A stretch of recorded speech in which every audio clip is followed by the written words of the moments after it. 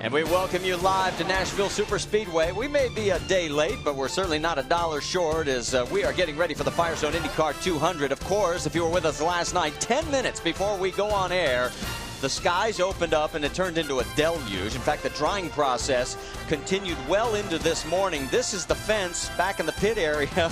Everybody trying to dry out their uniforms, getting ready for today's race. And we're already having the cars out on the racetrack as we welcome you to race number 11 of 17. It is the Firestone Indy 200 from Nashville Superspeedway. And we welcome you to Firestone Race Day as we are just about ready to go with the green flag for 200 laps. We'll show you the Firestone starting grid across the top of the screen. Nothing's changed from last night. Of course, I'm Marty Reed along with Scott Goodyear, and Jack Arute, Brian Pettigo, and Vince Welch have dried out as best they can as well down in pit lane.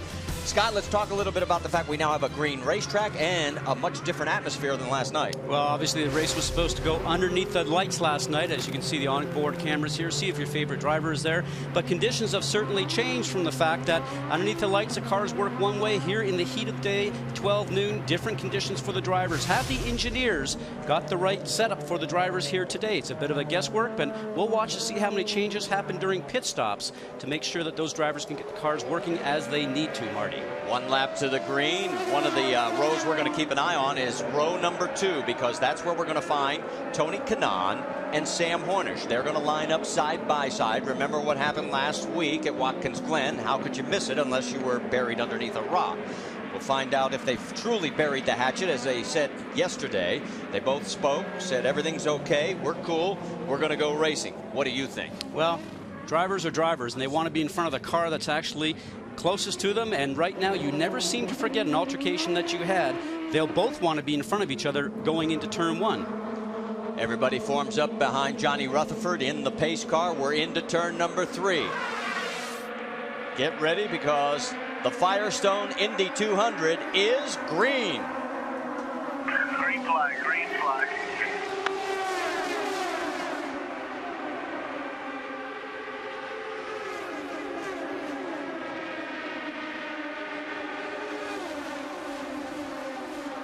Down the backstretch already, that's Dario Franchitti making a move around pole sitter Scott Dixon, and he takes the lead. Boy, Dixon got a jump on the start because the pace car wasn't very much off the racetrack before he took the green, but Dario Franchitti, who's now got his hometown here of Nashville, just got on the gas and did almost like a Tony Kanaan move where he went around the top side. There you see his Dixon's teammate Dan Weldon and Sam Hornish. They're duking it out for 4th position. Now, we talked about the different conditions that you have here from where these cars finished when they got off the racetrack on their final practice. Because of the hard rain that we had twice last night, it's washed all the rubber off this race course, and this being a concrete surface, basically what you need to do is all the drivers love to be able to get lots of laps in here and start to get the rubber down this racetrack to let their car work for them. And now in this situation here, the cars will change for the first 30 or 40 laps until that rubber starts to fill in those concrete grooves that we have, because this track has been ground. Jack Arute, you have more on this? Absolutely, Scott. Almost to a team. All the teams tried to add at least 25 to 30 pounds of downforce in anticipation of what you call a green racetrack. But surprisingly, a couple of teams opted to go to the low side rather than the high side of downforce. The critical stop will be the first stop when they're able to determine whether they went the right way or the incorrect way. Thank you, Jack. As you can see, the margin starting to open already for Dario Franchitti. This time by, it's 1.1 seconds. A little better action going on further back in the pack. We saw Danica Patrick get around Marco Andretti earlier. That was for 6th position. Tony Kanaan and Sam Hornish aren't anywhere to be found together. Tony has moved up to the number 2 spot. Sam has dropped to the number 5 position. And all in anticipation of seeing how their race car is working on this track that we keep referring to as a green racetrack. Now, when you look at this concrete surface, you do see some black areas, which we call the groove. Well, yesterday, just before the rain came, that was very, very dark all the way through there. All the rubber had been laid down, and this is what's going to change over the next 30 to 40 laps before that first pit stop. And all these drivers right now are talking to their teams, telling them what the race car is doing. They'll be making wing adjustments, tire pressure adjustments, and that will continue on through the race. The winner today will have to monitor his car the best and make sure they make the best changes to get that car to run consistent for the 200 laps here, Marty. You're riding on board with Scott Dixon in third. He started on pole. Of course, he's coming off the big win last week at Watkins Glen, and his teammate Dan Weldon is behind him. That's exactly the way they finished this race last year. In fact, by 11/100ths of a second. That's how close it was. The closest finish ever at Nashville. Weldon, of course, he has been struggling a bit as late. Not the case for his teammate Dixon. Vince? Well, Scott Dixon told me before the race today, with the rain coming in last night, as Scott and Jack had indicated, he anticipated the track would be slippery. He said, I'm not too worried about it. He said, let's get through the first fuel stint, and then we'll be more concerned about how the car's handling. But remember, guys, it was very loose in qualifying, even though he sat on the pole, and he was not expecting a great car or great track during this first fuel stint. Well, he led 69 laps in that victory last year. His teammate Dan Weldon actually led the most, so it makes sense he's not panicking about not being out front right now as you continue to ride on board. There is Dario Franchitti. It's the fourth race this year that Dario has led. He won all three of the previous races. Is that an omen of things to come? Stay with us. We'll find out here at Nashville. ESPN's presentation of the Firestone IndyCar 200 brought to you by Firestone, the first name in Indy racing. And in part by GoDaddy.com, world's #1.com provider. Make your name with us. And by Peak Antifreeze. When you peak, you win. And in the background, the Country Music Hall of Fame, as we are in Music City, USA, and that's Nashville, Tennessee, where Dario Franchitti, our race leader, has made his adopted home. Of course, the Scotsman, the new Flying Scot, trying to pick up and build on the legacy set by the late Jimmy Clark. There's second place Tony Kanaan, then Scott Dixon and Dan Weldon. That's your top four. And as we get into the number 5 position, a little bit further back, you'll see Sam Hornish and Jack Arute. What's going on in Sam's camp?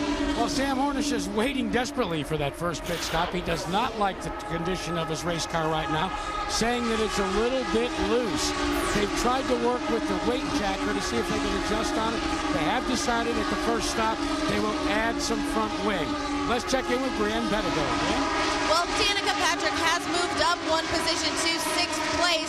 She's battling a little bit of understeer. They're telling her to think about using her rear shocks and her rear wing adjustment bars. But this team also decided to put a little more downforce in the car at the beginning of the race, believing that the track would get better as the race progresses. All right, well, you heard Brienne talk about understeer, in other words, the car pushing. And there you can see, let's see what it looks like as she comes in the corner. And we'll jump up to the battle for third because it looks like Weldon is beginning to close. You know, and some of those things that both Jack and Brienne are mentioning, the tools inside the cockpit for the driver, talking about using the weight jacker. You can adjust the weight that's on the car from the right front to the left front. If it turns in just a little bit too quick on you, you end up putting the weight over to the right wheel. And if it's not doing what you want when it turns in, then you can put some more weight to the left-hand wheel. That's an adjustment they have inside the cockpit, some of the tools they can use. And also the roll bar adjustments are both front and rear, and they will be working with those tools to make the cars work in these new conditions that they have, Marty. And that's what they were referring to just earlier on. I was just listening to the radio communication to Dixon. In the background, we could hear the spotter talking about how when Dan closes up, he doesn't like the dirty air. He can't stay there, and that's what causes him to fall back. Well, I would suspect that when he gets directly behind the car that's in front, he's losing the air off the front wing and the car gets understeer, wants to go up towards the wall. They also refer to that as being tight. And so what he's looking for is to running a line behind Dixon that's off just enough to keep the clean air going over those wings. Let's take a look at our Firestone telemetry as we're on board with Scott Dixon as we are up over 202. Vince, you've got more? We're talking about the situation with Dan Weldon as he came up to the back of the Scott Dixon car. Remember, they are teammates, and when Weldon had a good run on him early in the race, Dixon came down and closed the door. Weldon believed he had another run capable of making the pass on that last sequence, and actually came on the radio and complained a bit about his teammate keeping him back behind Scott Dixon. So even though they're teammates, they're not always on the same page, as you see Weldon trying to close the door again. Well, we'll keep an eye on this as we move a little bit further back as well, because there is Elio Castroneves and Scott Sharp in a similar situation. Sharp is closing on Castroneves, who is in 8th, and but he can't get the job done. He gets closer and then has to fall back. As we always say, halfway to the first stop, Scott. Halfway to the first stop, you've got the fastest race lap so far. there we go. Some great information for Scott Sharp. Or the number 8 machine. The situation right now is that his race laps are fast, but it's one thing to get caught up to the car in front of you guys, and it's another thing to be able to make the pass. A track here that basically turns into a one-groove racetrack. Jackaroo? Fascinating, Scott Goodyear, that Patron car would be the fastest car on the racetrack, because we're only talking about all the teams trying to add downforce. Ray Lito was one of the teams that decided not to. I talked to him just before the start of the race and said Scott Sharp's car is basically in the same livery that they anticipated starting the race in last night. Why? Because the projected temperature last night at the start of the race was supposed to be in the 90-degree range. Guess what? It's about 90 degrees today. Yeah, but it feels a lot worse than last night, because that sun is just beaten down and the humidity is high. As we check in again with our race leader, Dario Franchitti, he is lapping at 200 miles an hour, roughly 23 seconds, as we are working lap 27 of 200. And you heard the spotter talking about halfway through the stint. That means we can expect pit stops around lap number 50. So as Dario Franchitti continues to lead Tony Kanaan by 1.7 seconds, we'll step aside as you go side by side.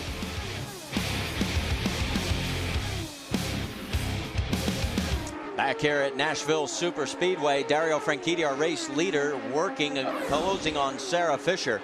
As Sarah is in 18th and the final car, she would be the first to go a lap down. But it gives you an idea. Gives you an idea just how fast everybody really is. I mean, we're working lap 33 of 200 before we see any lapping. There's Tony Kanaan, as he is now 2.3 seconds behind Dario Franchitti. Of course, the big news all week long was the incident last week at Watkins Glen involving Tony and Sam Hornish. We talked to both of them, and they're not close at all, as you'll find out as they talk about the subject of sportsmanship. I know how to lose, which I've been proven many times. I think every time a teammate of mine won a race, or even a friend of mine like Dan Weldon won a race, I was in victory lane congratulating them. I never, ever saw Sam congratulating anybody in victory lane besides himself. So we have different views on that. Tony's comments. And just as you were watching that, Tony Kanaan has crashed into the wall coming out of turn number 2. Yeah, right. Yeah, I'm all right. Sorry, guys. Yeah, you heard Tony say sorry, guys, so we'll have to go back here and have a look to see what was happening. Was he trying to get around traffic? Did something happen with the car? Was he offline? But a very quiet Tony Kanaan just said sorry, guys, before he took the steering wheel off, before he climbs out of the car. And there's the black marks there, guys, high up in the middle of the turn and out of the groove. But the question is, how did he get there? Let's take a look. We've got it on replay. No, traffic as we thought, maybe so. Remember, this is a one-groove racetrack, just a little high. The back end starts to come around on him. Remember, it's one and a half grooves around here, and on a green racetrack with no rubber down because the water has washed all the rubber off the racetrack. There's the situation for Tony Kanaan. All right, let's listen on the onboard.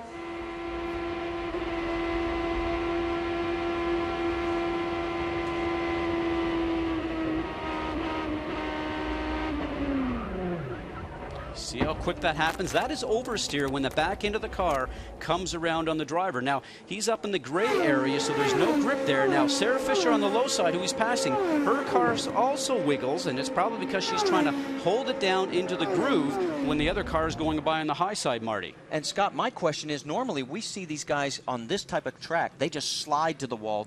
The back end stepped around, and we saw Sarah wiggle. Could there have been something on the track? Well, I'm not really too sure. I think the whole reason why the back end of the car came around Tony Kanaan is that he's on the exit portion of the corner. Remember, high G's here, 4.5 G's, and he's got the steering wheel turned about 40 degrees, and he's just trying to get that steering wheel around to get the car off the turn. Now, if that was headed into the turn, then he may have lost the front of the car, and it went up towards the wall. But on the exit of the turn, so much load on that right rear tire that that's the one that goes off and sends you towards the wall. trouble. All right, so here comes our first round of pit stops, and let's check in with Jack Arute and see who gets the ethanol edge. Okay, we've got a nice clear entry. Right center of the board. Sam Hornish Jr. will be the first to get into his pit stop. They're going to put a turn and a half of front wing and also adjust the tire pressures. Let's check in with Vince Welch. No changes for Dario Franchitti. You see him in the top box. He has complained a little bit of some understeer today, but otherwise that is it. Just tires and fuel. Scott Dixon in the middle of your screen also getting away, and it's a race to the line as Dixon tried to beat Franchitti out of the pits. So you saw that the race off of pit road, Castroneves, the big winner there, picking up 3 spots, and the loser, Sam Hornish, who loses 2. So we'll step aside. You'll go side by side as we clean up the mess from Tony Kanaan in our first yellow here at Nashville. Well, the heated season rolls on as the IndyCar Series heads to Mid-Ohio for the first time. Scott Dixon dominant at Watkins Glen. Can he repeat that performance at Mid-Ohio? It's the Honda IndyCar 200 at Mid-Ohio Sports Car Course, Sunday, 1:30 Eastern on ABC. And there's the reason we're under yellow. Tony Kanaan, as he was trying to go around Sarah Fisher, watches the car, gets up in the gray, in the marbles, and then at the exit of turn 2, steps out on him and does a complete 180. And just before the crash, here's the conversation on the radio. The guy's going towards oversteer now. Copy. Hey, go back up to your original line, save your right rear. Yellow flag, yellow flag. Oh, that's right. And you heard that? Yellow flag, oh, it's us.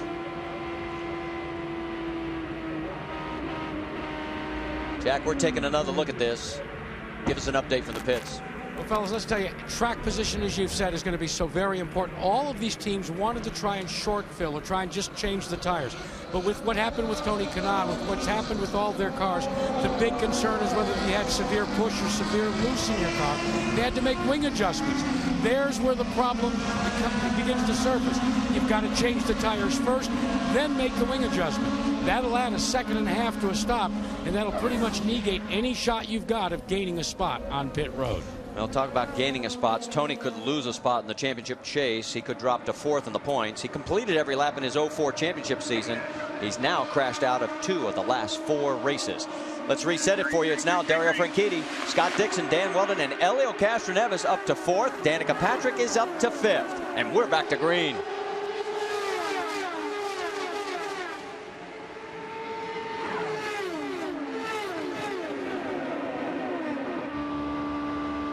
On board with Jeff Simmons, running in 8th. Inside. He's about to be passed by his teammate, Scott Sharp. Looked like Jeff Simmons was actually battling an understeer. Look at his hands right now. A lot of steering into that car does not seem like the car is turning. He's going to use the weight jacker, his left thumb right now. He's operating the weight jacker. Take a look at the battle up front. Dan Weldon trying to move up a spot. It's Franchitti, Dixon, Castroneves, and Weldon, and Danica Patrick.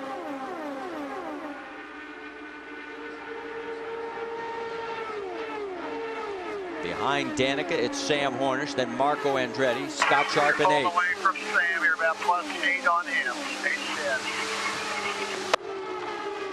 Okay, you heard the radio for Danica talking about +8. That's the gap back to Sam. Now, as our folks in the pits were mentioning, they're going to be doing adjustments on the cars during those pit stops, wing changes, and also tire pressure changes. The drivers will go out and give the car about 3 or 4 laps.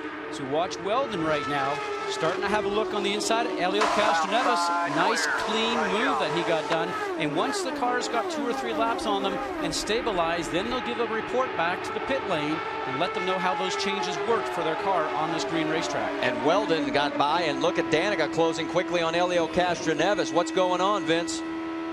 I'm sorry, Jack. Guys, Elio Castroneves had made a major change in terms of front wing. They've added a bunch of front wing to the car. He thought at first he was going to like the result, but right now they're still trying to bring those Firestone tires up to temperature before they'll be able to tell for sure.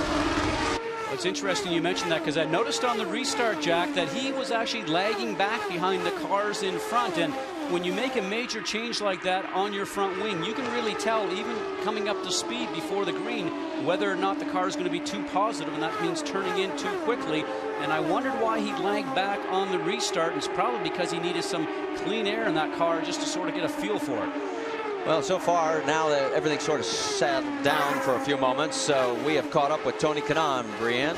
Guys, I caught up with Tony at the Infield Medical Center where you walked out. You are okay. We're glad to hear that. Can you tell us what happened on the track?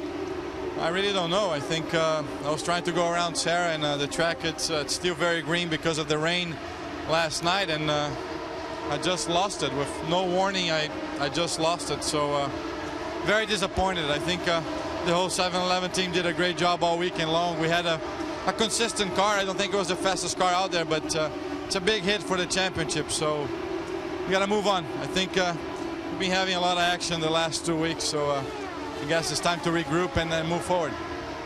Not the finish he wanted this weekend, but he's glad he's all right, guys. And of course, the reference to moving on to Mid-Ohio next week, our 5th race in 5 weeks. And then the race teams will get a 1-week breather to catch their breath.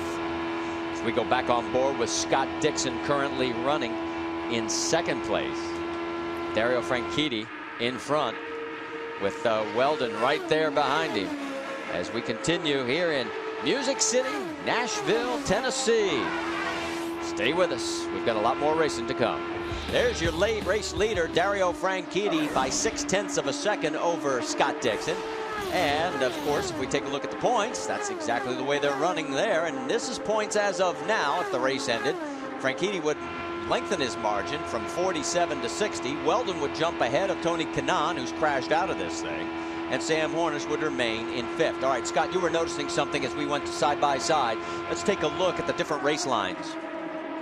What we've noticed here right now is the cars are handling dramatically different for all these drivers. In practice in the last couple of days, those lines are perfect. Now watch the car in front, Dario Franchitti, a lower line going into the turn. The 2nd car on your screen, Scott Dixon, in the blue Energizer car, a little higher going into the turn, going into turn 1. And the 3rd car, Dan Weldon, in his red Target machine, a different line there again. Now, if this had been yesterday, all those drivers were running the same path, if you will, because their cars were probably working very much the same. But see there again, Franchitti. His car, I think, is working very well. The other 2 cars, the Target machines, enter in high and have to cut down low towards the center of the turn, the apex, to be able to not push their car up towards the wall on the exit of the turn. So there's going to be more adjustments done, I think, in the Target cars here in the next couple of pit stops to get those cars. What I think is happening is slowing them from understeering up towards the wall right now.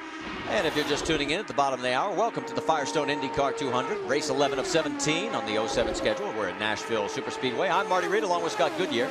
Down at pit lane, we've got Jack Arute, Brienne Pettigo, and Vince Welch. In fact, we're going to put the 3 of them to work because we're going to get you up to speed. Vince, you're up. Well, we'll start at the front of the pack, and that is with the leader, Dario Franchitti, who has been up front this entire race. Remember, he is a previous race winner here. He led 74 laps en route to the victory here in 2005. In 2nd place is Scott Dixon. Dixon won a week ago at Watkins Glen. He started this race on the pole, but his car has not been handling all that well here in the early going. They did make a tire pressure adjustment change in the first pit stop. It is a little bit better. Right behind him is his teammate, Dan Weldon, in the number 10 car, the Target machine for Chip Ganassi Racing. Ganassi came on the radio just a bit ago after they made a front wing adjustment on the first stop. Weldon said the car was skating. Ganassi said, don't lose it. We've got a long way to go. In 4th place is the number 3 car of Helio Castroneves. Castroneves, since finishing 3rd at Indianapolis, has just 1 top 10 finish in the last 5 races. He said the championship is a long shot from here, but never say never. Let's go to Brienne Pettigo. Well, Vince, running in 5th position is Danica Patrick, who her team just radioed as soon as she got in that position and said, you're now a Penske sandwich, so make the best of it.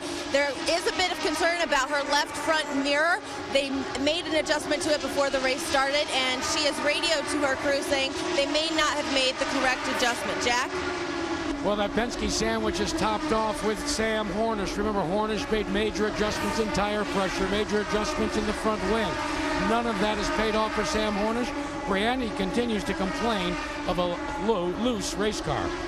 In 7th position is Marco Andretti, who at that last stop asked for what he said was a ton of front wing. I just spoke to his crew. He said that now Marco is happy with the car, and apparently the change worked. Jack? In 8th is car number 8, Scott Sharp, who started this race with almost the same setup that they anticipated to use one last night. And right now the car is quick, but every time Scott Sharp tries to go and pass someone, it begins to develop severe understeer. Brienne? Well, in 9th place is his teammate, Jeff Simmons, who his team just radioed to him saying at this next stint, at the next stop, they will make tire pressure adjustments to try to get him a little more grip. Jeff Simmons also had a bit of an issue right before the race started. He didn't have the right visor, guys. He had his nighttime shield still on his visor for his helmet. So he was struggling to find the right pair of eyes for this track. Jack? And right behind Simmons is Vitor Meira, still winless in his IndyCar career. This car has not run well all weekend, and the Delphi Automotive people gambled a little bit today, but so far the biggest difficulty is passing. Running in the 11th position is Thomas Schechter for Vision Racing. I spoke to Larry Curry, and he said that this was a race where they thought Thomas could excel. But he told me that before the rains came last night. And in 12th, the ABC supply car for Darren Manning. Here is the orders that Darren Manning is running under. A.J. Foyt Jr. told him, and I quote, "Put it right flat out and just go along for the ride." Guys? All right, and let's round out the rest of the field for you. And 13th, it's Ed Carpenter. 14th, A.J. Foyt the 4th. Kosuke Matsura is 15th. Buddy Rice 16th. And Sarah Fisher getting lapped for the second time. She is in 17th position. And Tony Kanaan is out of the race. And Sarah looks to be slowing drastically. We'll keep an eye on that as we're getting ready to send you side by side one more time. That's Dan Weldon going around on the high side of Sarah. So we'll send you side by side here at Nashville Superspeedway. The heated season rolls on as the IndyCar Series moves to Mid-Ohio next week for the first time. Scott Dixon, of course, coming off the road course win at Watkins Glen. It's the Honda IndyCar 200. Mid-Ohio next Sunday, 1:30 Eastern on ABC. Now, while we were on side by side, you saw, we want to take another look at this because Sarah Fisher was really slow and created a huge logjam. She's been off the pace for about 3 or 4 laps. She gets into the turn, and then she has to slow up. She takes a high line, the bottom line. You see Vitor Meira above the Delphi machine right there. He just is turning around and trying to find himself, actually finding a spot to go. And here is number 5 of Sarah Fisher, who had actually went into the pits in the situation. She's got to make some changes in the car. She should not have put herself into that position, guys. And here you can see the 15 car, Buddy Rice, is having a wing change. But back to Sarah for a second. You know something? She is going that slow, Marty. She needs to get herself off the race course because she's not going fast. She's not racing for a position. She's just causing havoc out there. Coming out of 2. All right, we'll keep an eye on her speed, and you can see our race leader, Dario Franchitti. You saw the problem there with Buddy Rice. Jackaroo, what's going on? Well, it's communications. The radio is not operating correctly, and you saw what happened with his teammate when she got up in the marbles trying to let the faster cars go by. Buddy Rice pulled on the pit road. They're changing out the radios, and they're discovering that it could be, I say could be, in the radio wiring harness. A long, costly stop for Buddy Rice. Well, at this stage, why not just use the pit board on the back straightaway? You're losing a lot of laps and a lot of time. Because the problem is then you can't take full advantage of your spotter, and that is the whole key here, Marty. You need your spotter. Good point, good point. All right, let's go with Danica Patrick, because you heard the story about her loose mirror or ill working mirror. Okay? Is your corner entry okay? It feels dusty out here. So there is on board with Danica. Now there's the mirror on the left side. It's probably just out of adjustment where she can't see out the left side. And let's take you back to this morning right before we went green, and they were working on it. And trying to adjust the lens itself so you can see rearward. Now, maybe this has come loose, and it's a very small mirror, obviously just 2 inches by 4 inches. So in that situation, maybe it's just moved and she can't see something behind her, Marty. Well, Dan Weldon's taken advantage of a situation, gotten around Scott Dixon. So all of a sudden, moved Weldon up to second, bumped Dixon back to third on lap 83 of 200. Let's go back, take another look at it on replay. Now, Weldon has had the faster car here for quite some laps, and he was on the radio earlier saying, you know, I'm faster, but he keeps blocking my line. Now, the car up in front is Kosuke Masura, the number 55 machine, and it looks like Dixon maybe gets off the gas to try and set himself up for a good run coming down that back stretch so he didn't have to pass him in the turn. But there again, number 10, Dan Weldon, had something different in mind. He just kept his foot on the gas and passed going into the turn. Let's get more on Dan Weldon from Vince Welch. But guys, and remember, as we reported a short while ago, they had come on the radio to Dan Weldon and told him to be careful because it is a long race, be patient, but he saw the opportunity and made that move. Not much has gone right for Weldon since, well, frankly, since Indianapolis. Remember, he won at Kansas, was very fast that first week at Indianapolis, but didn't get the pole as expected. And since that win at Kansas in the race preceding Indianapolis, Weldon's average finish has been 10th. He told me this weekend they're not quite sure what the problem has been, but they've got to get it fixed if they're going to make a run to the championship.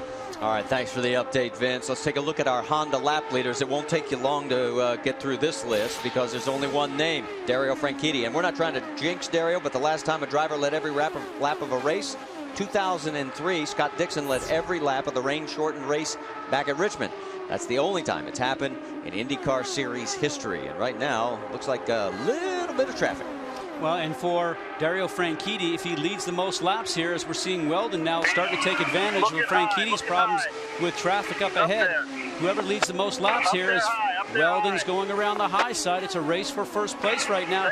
Who's going to make this one stick? They're now in turn 3. Oh, and 3 wide down the backstretch, and Dixon's going to go under both of them. Oh, nice move. Scott Dixon takes advantage of the slower traffic up front, shoots from 3rd to 1st. Thank you very much. And he takes advantage simply because he got caught in the traffic earlier on. Now, his job is to try and lead the most laps, as I started to say, because it's 3 points towards the championship if you lead the most laps during the event. So now let's reset it for you. It is Dixon, Weldon, and Franchitti your top 3. Elio Castroneves 4th, and Danica Patrick rounds out your top 5. Looks like Weldon's car there was just a little bit loose. We saw from the onboard camera from Dario Franchitti. So just as we had mentioned Dario possibly leading every lap, guess what? We jinxed him. Oh, there you go. Yes, you did. Don't say we. Take credit for that one. And here's the situation again. Traffic up in front, the Vision cars. Dario's looking for a safe place to go through. Remember, he's the points leader. He's the championship leader right now. Doesn't want to jeopardize anything. And the number 10 car of Dan Weldon, well, he needs points, so he's going to take any advantage. And Dixon, being very bold, takes the advantage between both those guys and slides underneath them, takes a preferred line going into turn 3. Let's just listen and watch.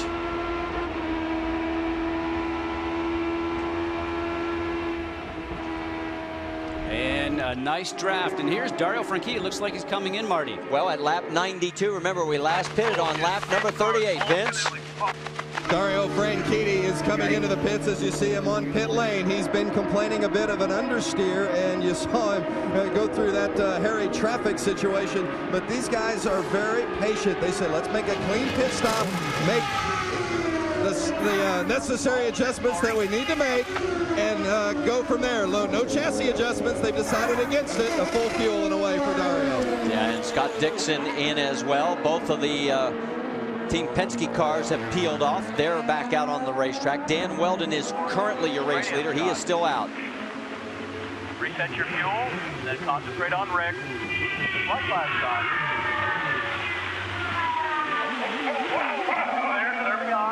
You see Danica Patrick, she's back out. So is Scott Dixon. We let you listen to the radio. You heard the call from the team, and here comes Dan Weldon. He peels off 2 laps later. Here we are, 5, 4, 3, 2, 1. Reset your fuel. Looking at the crew of Chip Ganassi's team work on the 10 car of Dan Weldon, 4 Firestones and fuel, no chassis adjustment, and now he stalled it. The hose is still attached, so a problem for Dan Weldon in the pits. Now they get the hose. Boy, a costly move for the 10 team at Target Chip Ganassi. Yeah, and under green flag conditions, Scott, this is going to cost him a lot of track time. Track position is so difficult here as we ride aboard now with Scott Dixon, who picks up the lead again after those pit stops. But a lot of pressure on the team to get your driver in and out as quickly as possible, because hard to pass here as we've seen, and the team knows that they try to help their driver out by getting fast pit stops throughout these events so they can actually help their driver. So it is Scott Dixon, Dario Franchitti, and Dan Weldon, your top three. Marco Andretti and Danica Patrick rounding out your top five. Jack, you got something on the weather? Well, I think we're back in Groundhog Day. The same way it started last night. Precipitation is beginning to cover the racetrack yet again. Right now, it's those classic thunderstorm drops. And the yellow flag is out for that moisture. Well, when we are about 5 laps shy of halfway, and of course race is official once we get to the halfway mark. So as we go to yellow, it is Scott Dixon, as he has led 6 of the 96 laps, and the other have been led by, of course, Dan Weldon a few, and for the majority, Dario Franchitti. So you can hear the conversation on the radio. The question will be, how long will IndyCar officials keep everybody out under yellow? Because, as we said, we get to lap 101. This is an official event. So we're going to take a moment to step aside. You'll go side by side. And, of course, for Scott Dixon, our race leader, he's trying to make it 2 wins in a row. Remember that big win last week at Watkins Glen? He won there 3 years in a row, and the only guy who ever has done that was Graham Hill back in the days of Formula One. And, of course, he won here last year. ESPN's presentation of the Firestone IndyCar 200 brought to you by Ethanol, America's high-performance renewable fuel, and in part by Motel 6. For the lowest price of any national chain, call 800-4-MOTEL-6, and by Wagner. And we have just passed the halfway mark here, and the race is official. Speaking of official racing, well, let's talk a little NHRA, because Melanie Troxel scored her 3rd career #1 qualifying spot for the NHRA Mopar Mile High Nationals. Tune in tonight as she looks for her 2nd win of the season, 9 Eastern on ESPN2 and ESPN2 HD. And while we are under our 2nd caution here for a very light sprinkle, I know you heard me say that last night, but it doesn't look like this was going to turn into the deluge that we had last evening. Let's get our GoDaddy.com trivia question in. When was the last time an IndyCar Series race was postponed a full day, Mr. Goodyear? Well, you know, I think because I was partaking in that race that I have to remove myself from the questionnaire because I was there. Okay, there's your answer. June 2000, back in Texas. It's over 7 years ago. And while we're still under yellow and the race is official, as we said, at lap 101, let's check in for our edition of the Valvoline Track Tip with Jack Arute. When we first came here with the IndyCar Series 7 years ago, the drivers complained about one thing. The concrete and the white wall made it extremely difficult for them to be able to differentiate where one started and one stopped. So what was born was called blue lines. No, not blue lines like in a hockey game. I don't want to get Scott Sharp, our partner upstairs, all excited, but a blue line to differentiate it. Well, that blue line has been part of Nashville Superspeedway, but this year the blue line has become a blue wall in one specific area. Probably the most difficult turn has now taken the blue all the way to the high side to help drivers exiting turn number 4. And there is the blue wall, and it does differentiate it explicitly. So we continue under yellow, and you can see there's a lot of blue sky back there. It's not like it was last night where there's that huge dark cloud off into the distance to the north. As there's your top 5 here at Nashville. Stay with us. We're going side by side.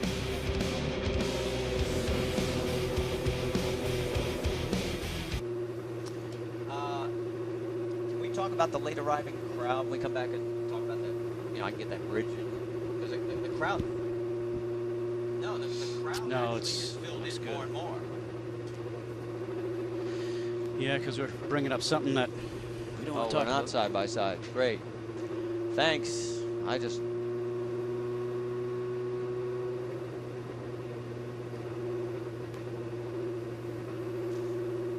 Well, shoot the guy in Bristol. Tell him to come out here and apologize. Yeah, just take a look at these marbles here and see what they're doing. I don't know if that sweeper's doing anything other than spreading them around. Yeah, look at the ball. That's some good audio. Well, you can see that too. Look at it. Look at it. You can see him. Yeah, goes up the hill, rolls down a hill.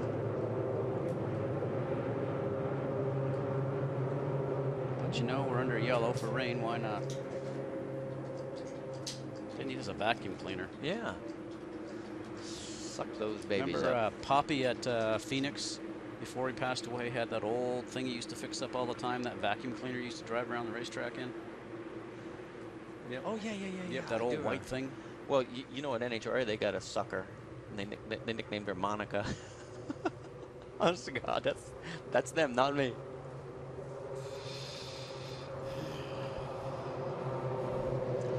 Back here at Nashville Superspeedway, as the race is official, we have a light sprinkle that has brought out our second caution, started back on lap 98. And the pits are open. We're going to see if there's going to be any takers. And yes, it looks like there will be some that will come in. Not the race leaders. It's A.J. Foyt, the fourth. A little further back looks like one of the Penske cars. It's Sam Hornish. And even further back, you see some of the cars coming in. But the prime front runners stayed out. Let's see what happens with Sam Hornish's stop and bring in Jack Arute. 3, 2, 1.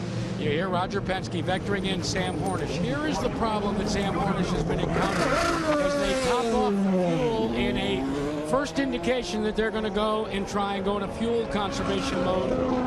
But one of the keys there is the car is pushing in one end and loose in the other. But while we got you, this caution has allowed the IndyCar officials to do one thing, and that's sweep the racetrack. Now, why do they have to do it?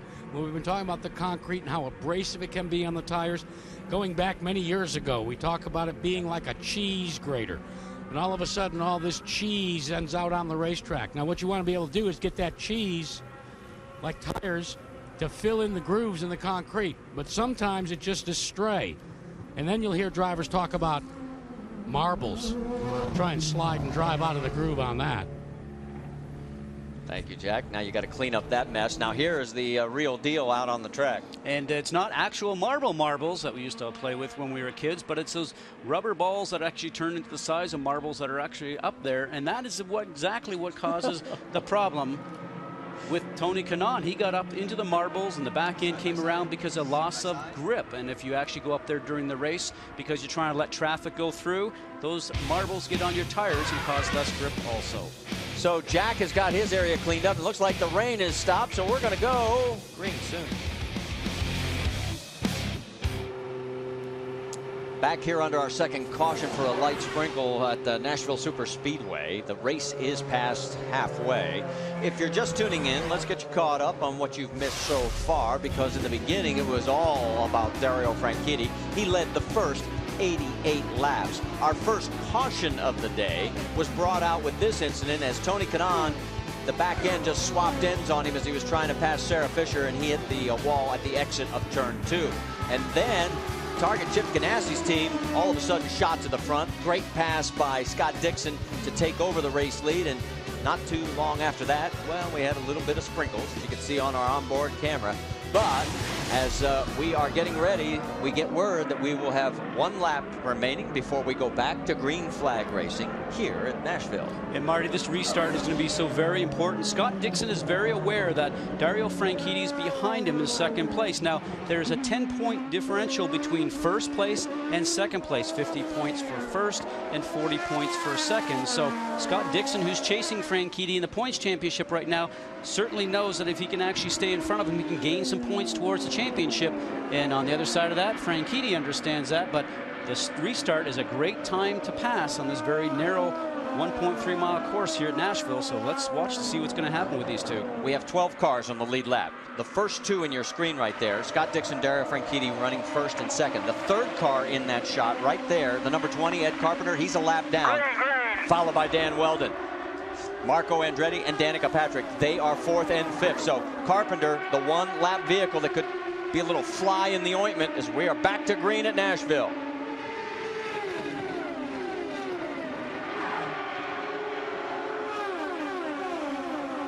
Marco's got a run on Dan Weldon down the backstretch. That is for position, so move Marco to third. And Danica's closing, as is Scott Sharp.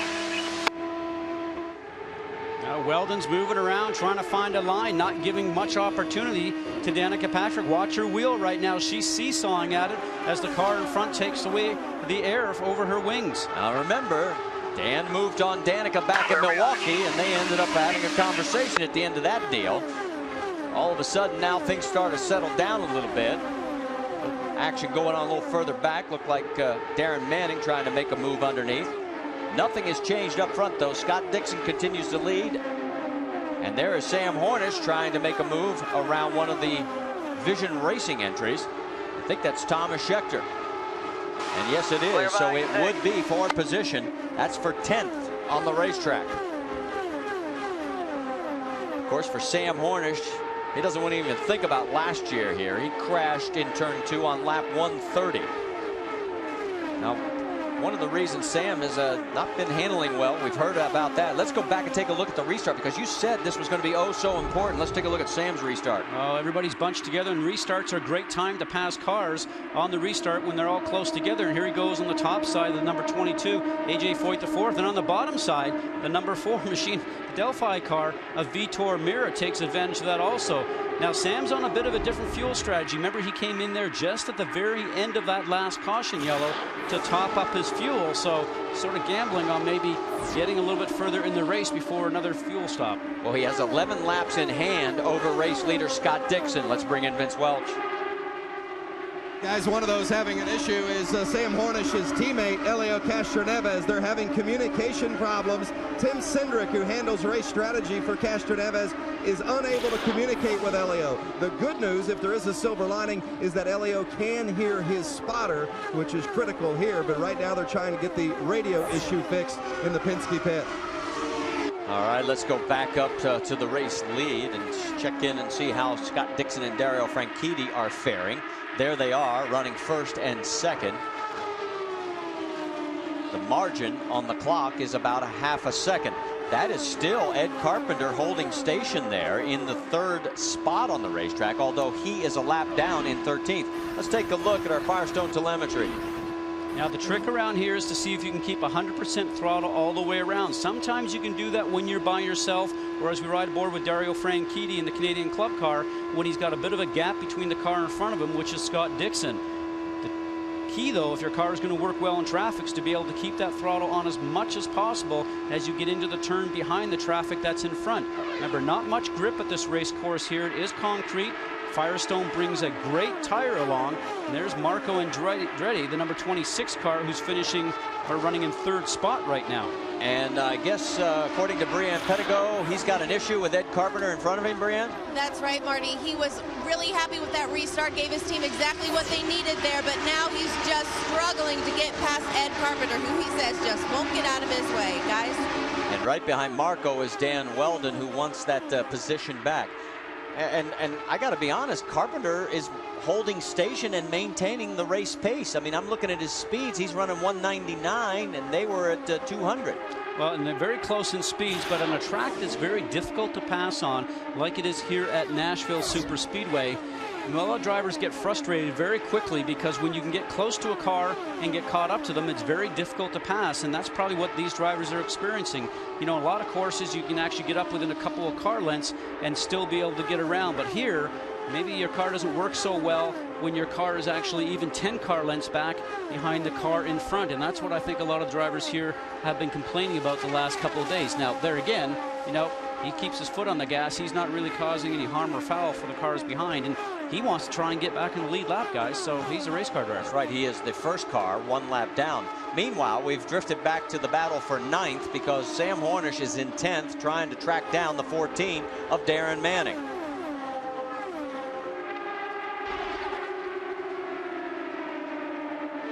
There again, you can see Sam, his Team Penske machine, gaining along the straightaway, getting a little bit of a draft. Not super long straightaways here to do that, but there is Weldon, the 10 car, underneath the 26. Oh, and Danica was coming as well, but she had to check up. And there's Scott Sharp, look out. Oh, a bold move by the Motorola car of Danica Patrick. She certainly knew that Sharp was looking on the inside. On board with Danica. That's Sharp right behind her. Remember, you want to have patience around this race course because opportunities come not very often, but you do have to be smart about it because you certainly can take yourself out if you don't calculate it correctly. But right before yesterday's race, I saw Danica after the drivers' meeting, and she mentioned to both of us, she said, I may have to put the car at risk a little bit, take a few chances, because she started 7th, and she's been willing to stick her nose in there and go for it. That's why drivers get paid the big money, Marty. We can tell you that Sam Hornish has gotten by Darren Manning, so put Hornish up to 9th, bump Darren Manning back to 10th. Meanwhile, it's Scott Dixon out in front. Back here at Nashville Superspeedway, that is Scott Dixon, your race leader by 7/10 of a second over Dario Franchitti. In 3rd is Dan Weldon, but Weldon's got his hands full right now, and he is getting very frustrated. You can tell he has just finally gotten around Ed Carpenter, but it's cost him a ton of time. That's the red car that went by on the screen right there, and you can see the blue flag waving right in front of us there by the starter stand, and that was for the 20 car, the green and white car, Ed Carpenter. Now, we mentioned before that Ed was on pace, but recently he's dropped off about 1.5 miles or maybe even 2 miles an hour from the pace he was running at before. So all of a sudden he becomes a hindrance to these cars that are running on the lead lap. And that was why he received the blue flag, to let Dan Weldon go by. Now he's going to fill his mirrors here very shortly with Marco Andretti and Danica Patrick and Scott Sharp, who are all running a little bit quicker than his pace is right now. And you know, it's just driver etiquette, guys, that you turn around and let the faster cars go by when you're off a lap. But as a driver, it's difficult because you still have visions of putting yourself back on the lead lap and racing for position. And word from race control is... We're going to get away from Sharp, or we're going to keep our line. We're being told we're moving around too much. You just heard it right there. They've been told from race control that Danica has been moving around a little too much to their liking.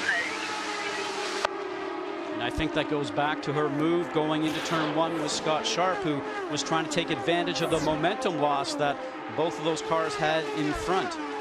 Let's get more on Scott Sharp from Jackaroo.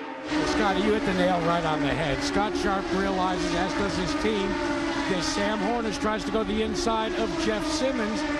They realize that right now, as difficult as it is to pass, you've got to keep up your momentum. You saw a classic example of that right there. For Danica Patrick, she also knew as a driver, all you have to do is break that momentum. That's what cost Scott Sharp. But here's what's about to happen, fellas. In the next series of pit stops, we'll begin to see some short filling. They'll just put enough fuel in to try and project to the end, because that's what conventional wisdom says at this point in time is going to be the only way for some of the guys to chase down those top 3 cars. And as you were finishing up your thoughts there, Jack, we can tell you that Darren Manning has gotten around Jeff Simmons as well. That's for 9th place. Meanwhile, up front, it is still Scott Dixon, but by only half a second over Dario Franchitti. So Franchitti has chopped off 2/10. Let's go on board, let you listen in. We'll just take a ride around the track.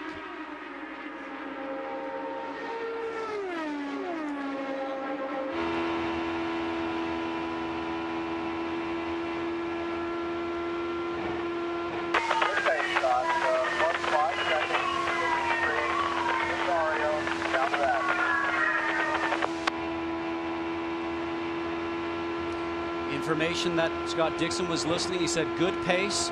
You're about 0.5 seconds ahead of Dario Franchitti up ahead. Now, interesting to note, Scott Dixon has now led quite a few laps as we ride aboard the 27 car of Dario Franchitti, and Dixon's going to be trying to lead more laps than Dario Franchitti has. You can see the throttle application coming off, and listening to that on Dario Franchitti's a little bit. He grabs a little bit more steering here. Let's ride along and listen through turn 1, see how he works here. That's called feathering the throttle. As he gets into the middle of the turn between turns 1 and 2 down by the apex, he's actually having to lift the throttle a little bit more in 1 and 2 than he does in 3 and 4. So that's costing him speed to the car up in front of Scott Dixon, and he's about 0.5 mile an hour slower right now in race pace than Scott Dixon is up ahead. And while all that was going on, we can tell you that Sam Hornish has gotten around his teammate Elio Castroneves for 7th. And there you can see that is Jeff Simmons going past Buddy Rice. Rice has fallen well off the pace. Simmons in 10th. Who is struggling with his race car. You saw him turning the wheel a lot, so much he started to tilt his head just a little bit. Sector about 3 car lengths back. and off the throttle a fair amount. Remember, we mentioned the key to go around here fast is 100% throttle, as we've seen on our Firestone telemetry many times before. The more you lift, the slower you go. It's as simple as that. So Scott Dixon goes lap 143 in the books. So let's get an update on him. Vince? Well, this may be bad news for the rest of the field here at Nashville. Scott Dixon is very happy with his race car. And in fact, I just spoke with Mike Hall, who handles his race strategy and communication with Scott, and he said the car is coming in much the way it did on Friday in practice here. And you can recall on Friday he was fastest on track, of course set on the pole as well during qualifying on Friday. But they are very happy with this car, and with Dixon's car being comfortable, that doesn't bode well for those behind him. No, it does not. And remember, he's coming off that big win at Watkins Glen. This would carve even deeper into the points lead, because remember, you get 50 for first place, 40 for second. That's where Dario Franchitti is in second place right now, as we are in Music City, USA.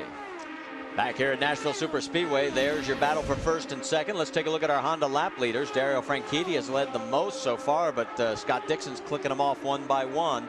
Dan Weldon led 2 laps a little bit earlier, and we are getting close to pit stops, and in fact it is Dario Franchitti first to blink among the 2 leaders. Countdown 3. Countdown 3.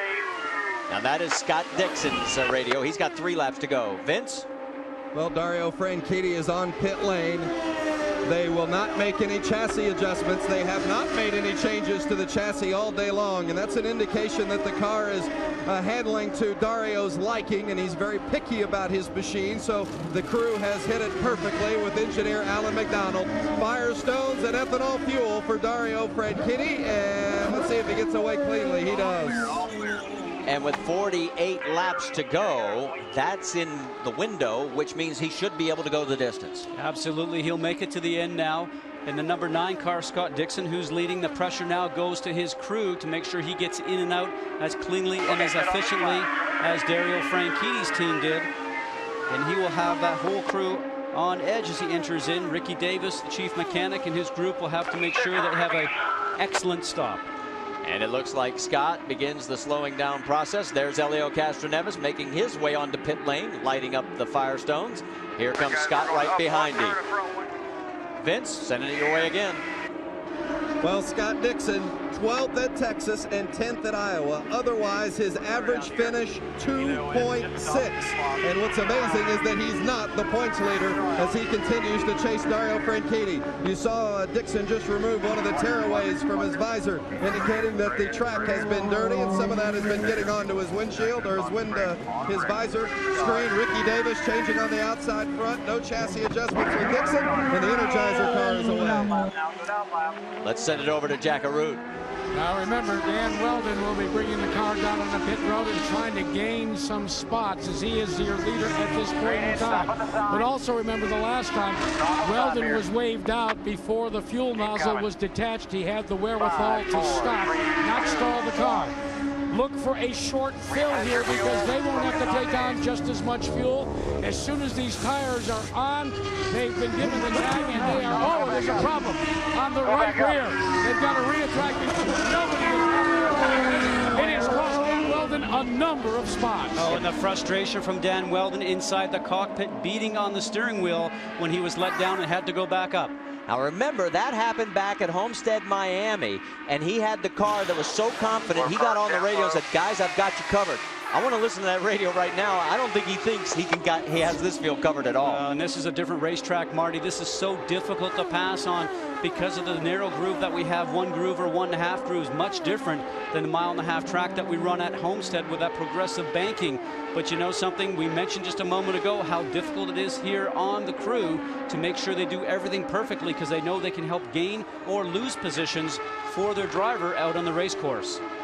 So while all this is going on, one of the things I found interesting, here's Vitor Meira. He was one of the ones who stopped late the last go-around, as did Sam Hornish. Hornish has already made his final stop. Vitor is now peeling off from the race lead. Here is what's going on out on the racetrack right now, as Meira makes way towards pit lane. Let's again send it to Jack Arute. Remember when Vitor Meira and the gaggle of cars connected with Sarah Fisher, it affected the front steering around the right side. Mira has been fighting that all day. They have not made any adjustments there. They are taking down as much fuel as possible, and he is off and away, the last of the front runners to make a pit stop, guys. Well, and here's the thing. You're waiting for Scott Dixon to come around. He's at start-finish right now. Can Mira get back out in time? I don't think so, because he is going to be passed. There's Mira on the exit to the pit lane, and here comes a flying Scott Dixon. And Dixon is going to get the race lead. But I'll tell you something, that is great by the Panther team. Great service work in and out, and Vitor is running strong. Let's see where he falls once he gets across the line, as Dixon's still the leader. Remember, in-laps and out-laps are so important here for the drivers. And Dario Franchitti, who's currently running in second. That's right, because one thing we're checking on is Vitor Mira may have lost the lap because it took him that long to get in and get back out. And Dixon was able to get around him and put him a lap down. So we'll keep an eye on that. So it is Dixon, Franchitti, Danica Patrick up to third, Scott Sharp fourth, Marco Andretti fifth. With 39 laps to go, does Scott Dixon make it 2 wins in a row and cut into the points championship lead? Or does third place Danica Patrick get her first win in her career?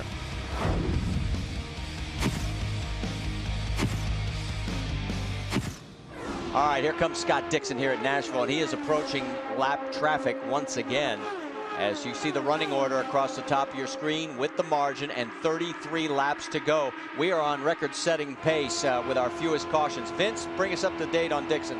Well, Scott Dixon is coming into this lap traffic, and they're telling him to be careful with the traffic, that they'll give him a little bit of room, but to make sure he doesn't get up in the marbles. Meanwhile, Dario Franchitti, who's running second, is hoping to make up some ground on Dixon because Dixon is in that traffic, but right now Dario cannot get by the 4-car of Vitor Mira, so it's not doing him much good at this moment.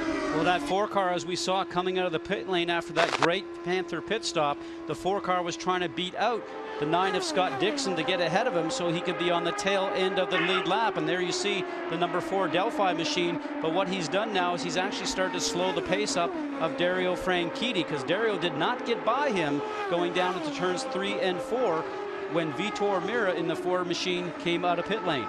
Side, you're clear. You heard the call, you're clear. Dixon right now, we talked about the record pace he set last year was 161 miles an hour. We had 3 cautions. We've only had 2 here today. His record pace right now is at 166 and change. He's flying.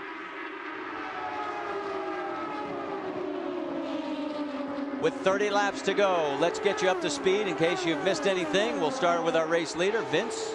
Well, that race leader is Scott Dixon. He won this race a year ago. He's trying to make it not only 2 in a row here at Nashville, but 2 in a row during the series, because he won last week at Watkins Glen. And imagine as you see him try to fight his way through this traffic. Remember, Dixon has also been runner-up 4 times this season. That's how tough this championship battle is. He has a victory and 4 runner-up finishes, and he's still 47 points behind the series leader, Dario Franchitti. Franchitti, the series points leader, is running second here today, but he's in a lot of traffic as you see them there behind the 55 of Kosuke Matsura, and now another car from Vision gets underneath Franchitti. So Franchitti, if he hopes to make any run at all on Scott Dixon, he needs to be able to get through the traffic more cleanly. But one thing to keep in mind as you watch Franchitti maneuver the traffic, he's thinking championship. He's not going to take any unnecessary chances to try to win this race.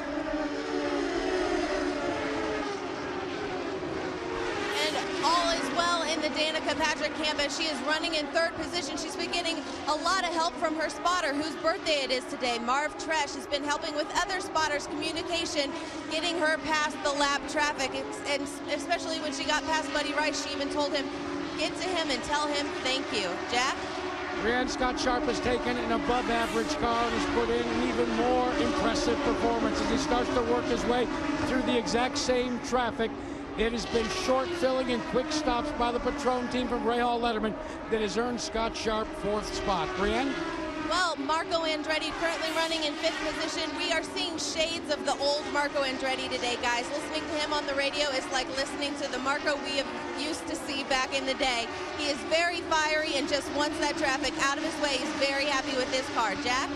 Well, Roger Penske had hoped by topping off the tank that he might get an advantage for Sam Hornish, who has been battling handling problems all day. But unfortunately, it has not benefited Sam as he is mired in the back end of the top 10, guys. So there is Dan Weldon. He is currently running in 7th. Elio Castroneves 8th. Darren Manning 9th. Thomas Scheckter rounds out your top 10. In fact, we only have 9 cars on the lead lap. Scheckter, the first car, a lap down. So there is Scott Dixon. And he definitely benefited through that series of lap vehicles.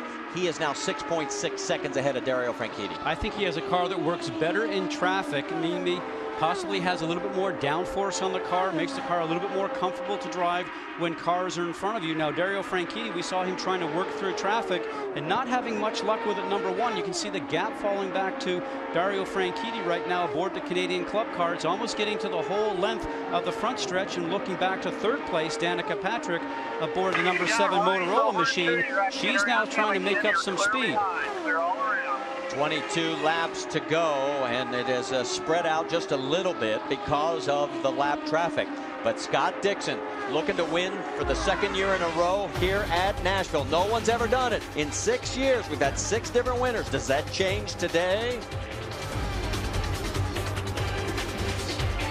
Back here at Nashville Superspeedway, it's race 11 of 17 on the 2007 IndyCar Series schedule. You're looking at the race leader, Scott Dixon. He is in control as the laps are closing quickly.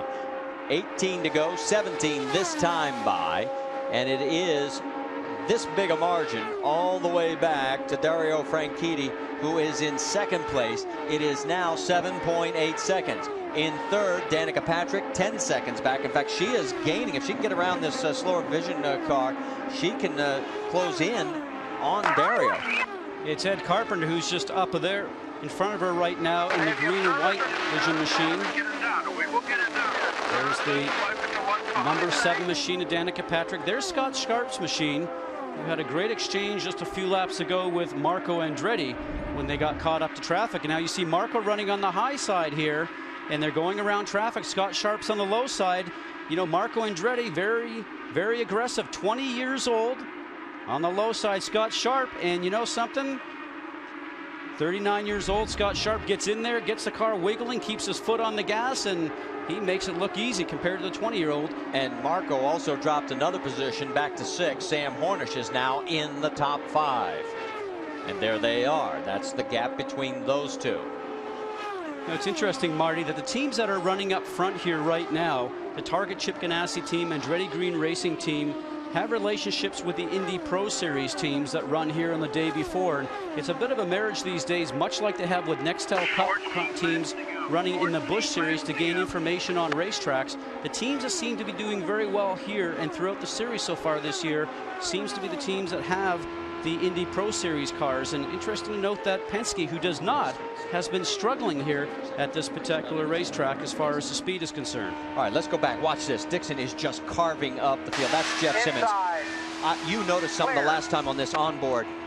Yeah, just watch his hands here. They are just very smooth, and in particular, you actually watch the right hand. It comes up from his normal driving position and moves up towards around 1 o'clock, and not going all the way past 12 noon, which some of the drivers seem to. Jeff Simmons has got a problem, and oh, look at Kosuke Matsura. There's some kind of contact. We have our 3rd caution, and with 12 laps to go. And what is Dario Franchitti saying right now, Marty? He's going, this is exactly what I needed to get in the back tail box of Scott Dixon on this restart. So let's take a look here. Jeff Simmons trying to come into the pit lane. Pretty quick and just getting in there. And no, this isn't good. And it forces Koski up. Misses the back of the 17 car of Simmons, and Koski did a wonderful job, but in doing that, gets out of the groove, gets into those marbles that we talk about, and goes up and hits the safer barrier. So that is a very tough break for Koski, as he was not running all that great in the field. I mean, he was not on the lead lap, but you still don't want to see it happen. Look at the damage to the right front, and I'm sure Simmons is not pleased with what happened, as again, he's coming in, and you've got to woe this baby down, but he doesn't get it slowed down enough and goes sliding right out over the grass.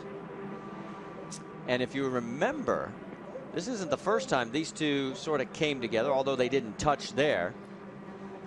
Well, you think about 10 events so far this year, and 5 of them Koski has not been running at the end, and some of them, a lot of them probably have not been his fault, unfortunately. Well, this was the first time the two of them had contact. As you saw the spin, and both of them were involved in that one. And then it escalated the very next race at St. Petersburg, as there is Simmons trying to dive under Koski, and yep, contact again.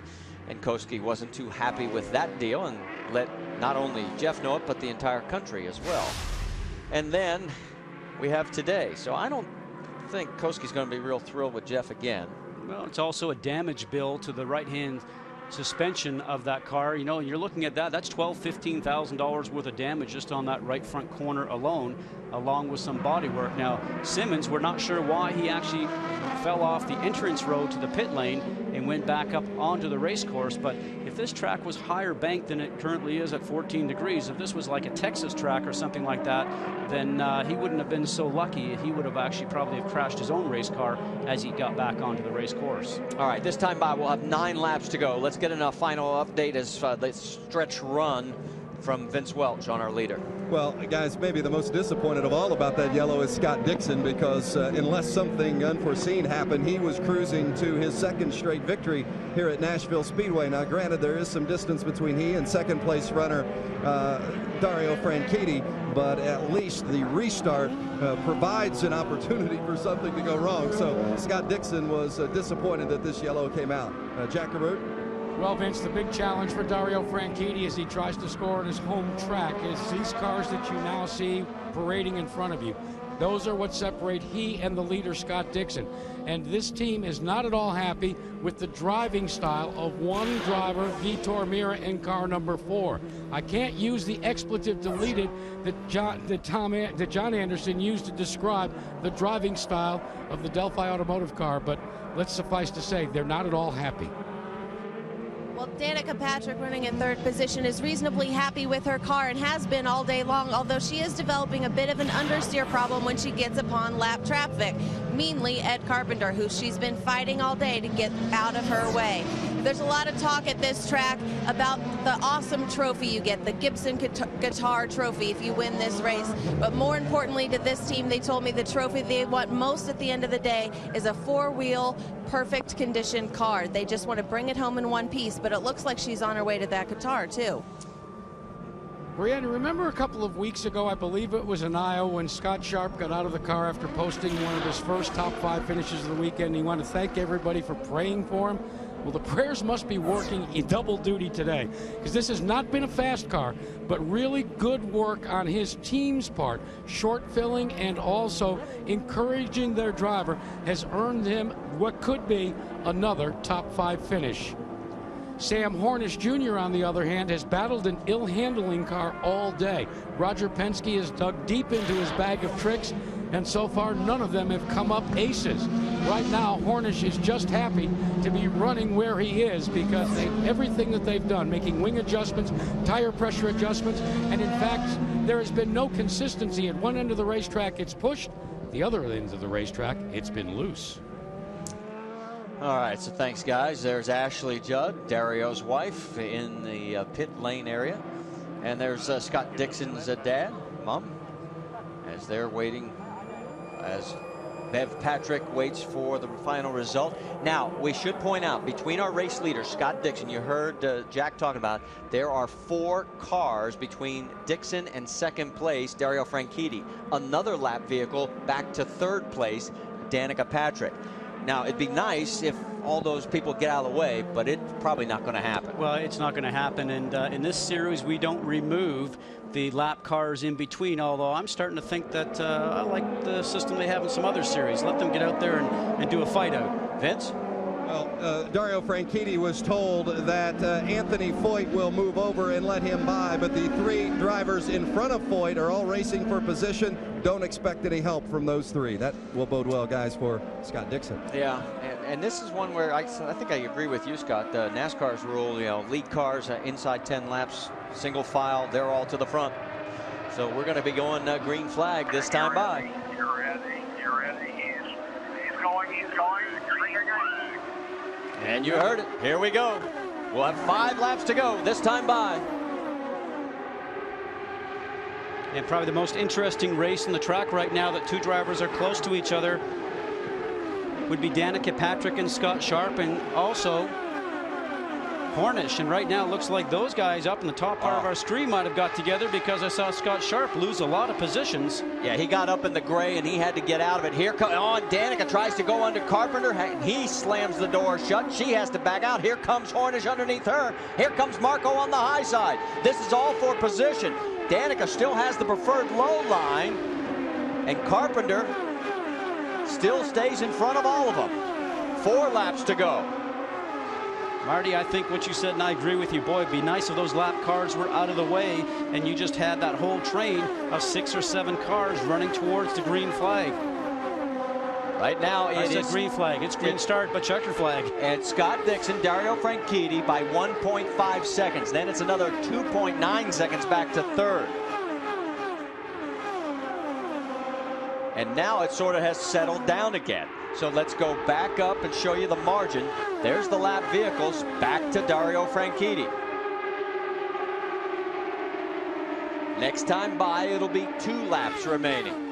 And throughout this whole race, what's ended up happening is that Scott Dixon, getting back up in front, has now led 103 laps versus the 86 or 88, excuse me, to Dario Franchitti. So he gets the 3 bonus points for leading the most laps in this race. So that helps towards his championship drive also. Yeah, and Mom and Dad are loving it too, as son Scott could be on his way to a back-to-back win. We're on the final lap. It's only the 3rd time, if it happens, in IndyCar Series history where we go from a road course to an oval with the same winners. Dan Weldon did it in 05, Elio in 06, and coming out of turn 4 with his 8th win of his career, 2nd consecutive win. Great run today, man. Scott Got the most Dixon. of that deal.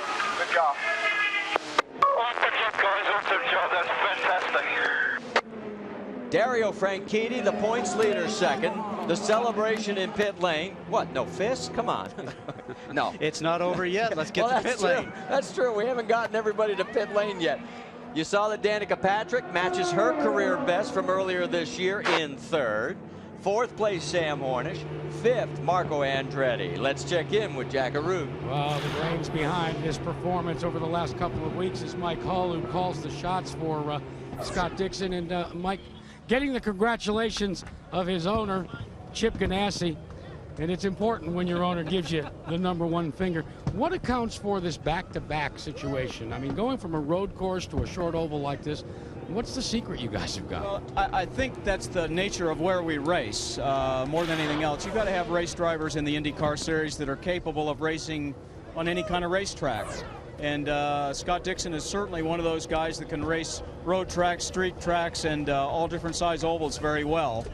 And let's face it, he wants to win.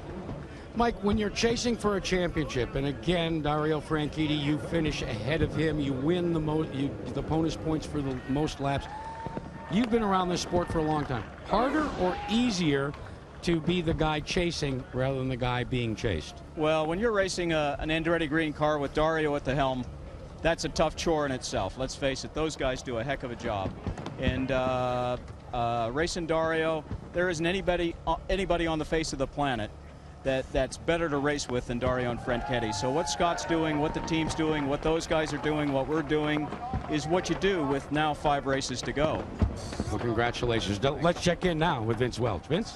Well, Scott Dixon just took off the gloves and getting congratulated by his teammates. And as soon as he got out of the race car, he took that Gibson guitar that so many of the drivers want to take home with them at the end of this day and held it up and celebrated with that Gibson in his hand. The 2nd year in a row that Scott Dixon has won here at Nashville. And as Jack and Mike Hull discussed, the 2nd week in a row that Dixon has won as well after taking the checkered flag at Watkins Glen. Congratulations on the victory. It seemed as though your car was getting better as the race progressed. What was the plan there? No plan there, just to go fast. And I think everybody else's car was getting worse. We were doing the same times, but fantastic weekend for Energizer. The Target boys have done it again. It's 2 weeks in a row, and it's definitely what we need for the championship. But what a tough race for passing those back markers and just trying to stay up front. Dario was having a good race as well. How about the traffic? And as we talked about it, initially in the race, you lost a few positions early, but as the car seemed to get better, but it seemed you were able to maneuver the traffic a little better than Dario. Was that the handling of the car? I think I caught it a little better, maybe. You know, our car, I think, maybe had a little bit more downforce, so it enabled me to get a little closer on the traffic. But, you know, my teammate's car, Dan, was very fast to start with. I'm like, you know, I thought we were going to have to race with him all day. But I think the track was, you know, had quite a bit of understeer to start with. Then it got loose. And so the guys that were neutral just went backwards. And luckily, our car was in the right direction. How about the championship chase and the dent that this puts in Dario's lead? 47 points coming into today, but you led the most laps. Yeah, so that's a 13-point gain on him, which is fantastic, and it's exactly what we need to do. We've still got, 5 or 6 races left. Some road courses there, but, you know, Dario is also very strong on those, but just a big, big day for Energizer. A great day for Scott Dixon and company. Let's go to Marty. All right, thanks, Vince. We mentioned the points. Let's show you the update because, boy, does Scott Dixon know his math or what? He says a 13-point gain. He knew that before he ever climbed out of the car. And yes, it goes from 47 down to 34. Dan Weldon moves ahead of Tony Kanaan as a result of Kanaan's 18th place finish here. He drops to 4th. Sam Hornish 5th. Let's check in with Brienne. Well, Marty, you mentioned it matches her best finish ever in 3rd position, but you're not happy, Danica. Tell us why. Well, you know, wow, that's a lot of fireworks. I'm frustrated because when lap traffic is the thing that dictates where you're at on the track, and if you can get by, that's kind of senseless, you know? I mean, Ed Carpenter was a lap down, then he was 2 laps and probably 3 laps, and then there's 5 to go, and he's not going to cooperate. It's like, what's the point? What are you racing for? You're laps down, and we're racing for 1st, 2nd, and 3rd. And, you know, I didn't have a chance at Dario unless I would be behind him, so... yeah, that's the frustrating part, and it wasn't like it just happened at the end. It happened earlier on, too, when it was me and Marco and Weldon. So just not real smart on his part. If you're slow, just get out of it and have a nice day. Well, glad to have another good finish, but she's still a little frustrated, guys. Well, and I think it goes back to what we were talking about. Maybe IndyCar will look at it, and maybe on these last 10 lap shootouts, they'll take a look at getting rid of some of that lap traffic. That certainly does hinder what would have been a very interesting shootout had all those cars that were on the lead lap, all 8, had been nose to tail. All right, we're going to step aside for just a moment. You saw Chip Ganassi congratulate his driver. Still have a lot more coming your way from Nashville. ESPN's presentation of the Firestone IndyCar 200 brought to you by Firestone, the first name in Indy racing, and in part by Ethanol, America's high-performance renewable fuel. And back here as the celebration continues down in Victory Lane, let's get caught up with the man who still has the points lead. That's Dario Franchides with Jack Arute. All right, Dario. Good day and a bad day, in so much as you're still in the points lead, but it didn't take Scott Dixon too long to calculate that you lost 13 points. I'd calculate that too. At least you put a smile on my face here. That's the first time I've cracked a smile since the end of the race. No, it looked really good at the start. The Canadian Club car was good on the start. Past Dixie, took off, and looked good right up until we got into some lap traffic. And, you know, I can understand them not want to go a lap down, but sometimes the lap cars are pretty difficult. And Dan and Scott got a run, and they got by, and then Dan proceeded to block for a little while. Dixie took off, and after that we just struggled in traffic. We couldn't, even with the lap cars, couldn't get close enough to make things happen. Just a big push, and we're okay when we're on our own, but let's go to Mid-Ohio next week and try and fight back. Yeah, a lot of people say that that's why you have spotters, so that they can cut deals upstairs. All of a sudden, fellow spotters, you know, the guys that are doing the lap traffic, are they getting deaf up there? Some of them are. I've got to say thanks to PJ Chesson and AJ Foyt the fourth, because those guys helped us out on that last restart. Really appreciate that.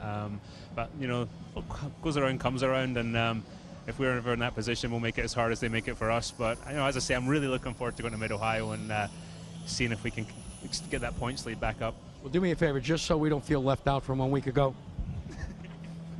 Guys.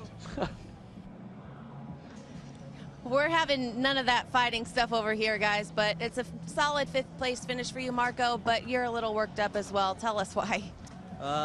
Thanks for putting me on the spot. No, the NYSC team, you know, if we do this for the rest of the year, it's good. You know, we had a better car than I think where we finished. It just, you know, it's so hard to pass. So is it this year. And if you want to keep somebody behind you, you're gonna. And that's what happened to cars 3 laps down. If they want to keep me behind them and block, and that's what they were doing. So it was frustrating because it, you know, you would think one would come my way, but it seems like we only went backwards when we came up the traffic. But that just means we got to try to make a better car in traffic next time. So not bad. Still a solid finish going into Mid-Ohio. Vince? Well, and Scott Sharp had a good run today as well, finishing 7th, and that's the 7th top 10 for the Patron team with Ray Hall Letterman. But Scott has one as well that feels like maybe the finishing spot could have been a little bit better. And I think we're going to take a look at this restart and the traffic involved. Well, you know, it was what was talked about in the driver's meeting. It's a one-groove racetrack, and guys, you know, you got to get someone, if there's a lap car in the way, you got to get them out of the way. And, you know, we had 4th place locked up, and overall a great day for the whole Patron Ray Hall Letterman team. I mean, anytime you can pull away from 2 Penske cars, you know, the car's pretty hooked up, and we just didn't need that last yellow, and I got a pretty good restart, but Sam, I guess, got a little better of one and drafted off me and sort of just chopped across my bow, and I think if I'd kept the hammer down, probably would have taken off my front wing and would have hit his left rear. So just got a big push, went up, almost hit the wall. Lucky I didn't, and you know, just had to recover from that point of view. So good day for us, but it would have been nice to end up a few spots higher. Yeah, not completely satisfied, but another good run for this team. It continues to improve. Guys? All right, thanks. It's Dixon, Franchitti, Patrick, Sam Hornish Jr. in 4th, Marco Andretti 5th, Elio Castroneves 6th, and Scott Sharp, as you heard, in 7th place. No confrontation between Kanaan and that man right there, Sam Hornish. I mean, after all, they were side by side at the start, and that was the closest they ever got because Tony Kanaan finished dead last after crashing early. Let's talk about the championship. What does this all mean as we go to Mid-Ohio? Well, Dixon's obviously, as you can see right there, being interviewed, is pretty strong. They come from the Glen, which they won, which was 3.3 miles, 11 turns. A very tricky Mid-Ohio track coming up, 2.2 miles, 13 turns. Very physical, very tough. It's going to be interesting to see all the road course specialists come out for that event next week. And we salute the team of Scott Dixon because they become the first ever to repeat here in 7 races at Nashville Superspeedway. So that's going to wrap it up for all of us. For Scott Goodyear, Jack Arute, Brianne Pettigo, Vince Welch, I'm Marty Reed, and we'll see you next Sunday, July 22nd at 1:30 Eastern Time on ABC for the Honda IndyCar 200 at Mid-Ohio.